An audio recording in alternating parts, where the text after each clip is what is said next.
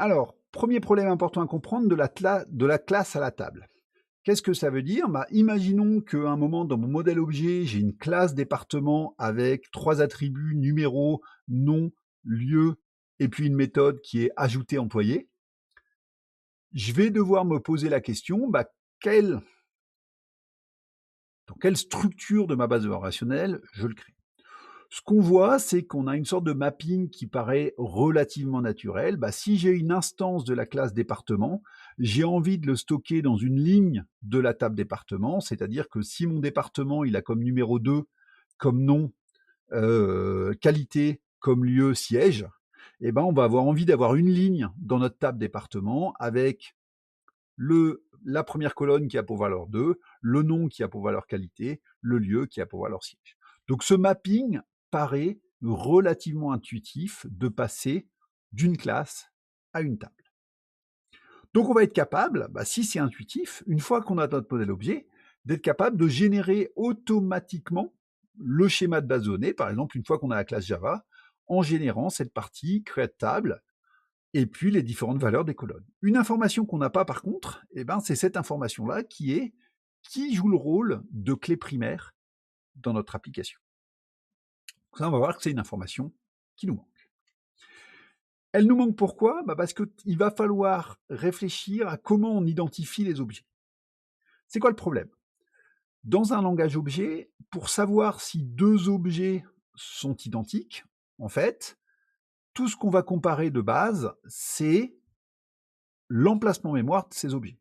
Donc je peux avoir deux objets instances de la classe personne avec les mêmes valeurs de nom, de prénom, de département. Si je fais une comparaison avec un égal entre ces deux objets, par défaut, il va me dire false, ce ne sont pas les mêmes objets, même si elles ont les mêmes valeurs d'attributs, parce qu'elles sont identifiées par deux adresses mémoire différentes. Évidemment, si j'appelle la méthode equals et que j'ai surchargé la méthode equals dans ma classe, peut-être qu'il va me dire c'est les mêmes objets. Mais par défaut, la comparaison des objets, un objet, son identifiant, c'est son adresse mémoire. Ça veut dire que je peux avoir deux objets distincts qui ont exactement les mêmes valeurs pour leurs propriétés. Ça, c'est strictement impossible dans un monde relationnel. Dans un monde relationnel, seules les valeurs de colonne servent à identifier une ligne. Et il est impossible par construction d'avoir deux lignes qui ont exactement les mêmes valeurs. On ne pourra pas les différencier, ça n'existe pas. C'est pour ça que très généralement, on a au minimum une clé primaire ou une clé composite pour une table pour dire qu'est-ce qui va correspondre à cette unicité. Et ça, on ne l'a pas. Donc, pour effectuer cette correspondance, bah, il va nous falloir cet identificateur de cet objet. Pourquoi? Parce que si je ne l'ai pas, le risque important que je vais avoir, c'est que je vais me retrouver avec potentiellement deux objets en mémoire qui correspondent à la même ligne en base de données, qui peuvent évoluer chacun de manière indépendante. Et donc évidemment, au moment où mon framework va chercher à les mettre dans la valeur de la ligne, il va dire je suis embêté. Imaginez, c'est comme si vous aviez deux développeurs qui travaillent sur Git sur le même fichier. Ces fichiers évoluent indépendamment les uns des autres. Au moment où il faut se resynchroniser, votre Git il dit attention, il y a un conflit.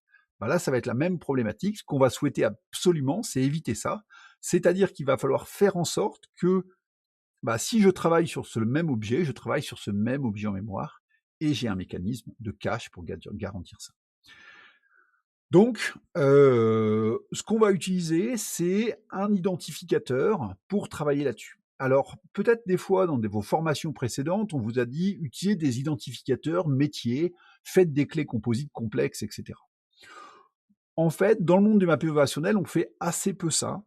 Très souvent, si on a une clé composite qui est trop complexe, on va avoir tendance à rajouter un attribut à notre classe de type long auto-incrémenté pour des questions de performance. On y reviendra un peu quand on verra la partie JPA.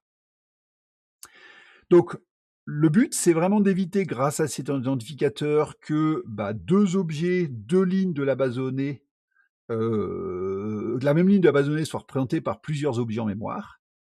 Et donc, on va faire en sorte que les frameworks qui font ça évitent cette partie-là.